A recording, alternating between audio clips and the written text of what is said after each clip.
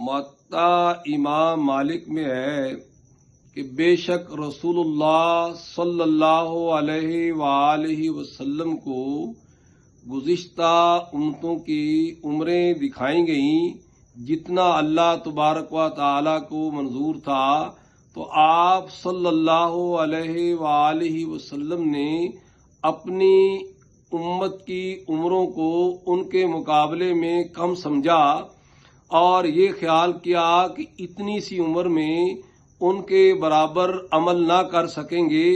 اس پر اللہ تبارک و تعالی نے آپ کی امت کو لیلۃ القدر عطا فرمائی۔ ایک اور روایت میں آتا ہے کہ لیلۃ القدر امت مصطفیٰ علیہ تحیۃ والثناء کے ساتھ ہی خاص ہے۔ علامہ ابن کثیر رحمۃ اللہ علیہ لکھتے ہیں کہ نبی مکرم صلی اللہ علیہ وآلہ وسلم کو جب گزشتہ امتوں کی عمریں دکھائیں گئیں تو آپ صلی اللہ علیہ وآلہ وسلم نے خیال کیا کہ میری امت عمر کم ہونے کی وجہ سے ان کے مقابلے میں نیکیاں بھی کم کر سکے گی، اور جب نیکیاں کم ہوں گی تو ثواب اور درجات بھی کم ہوں گے۔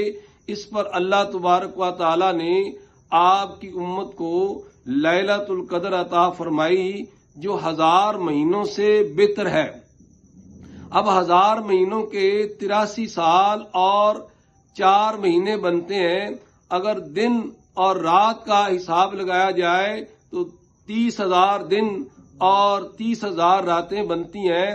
اگر کوئی آدمی لیلۃ القدر کی رات عبادت کرتا ہے تو اس کو 30,000 دن اور 30,000 راتوں سے بھی زیادہ ثواب ملتا ہے اور اس کو یہ فضیلت حاصل ہو جاتی ہے۔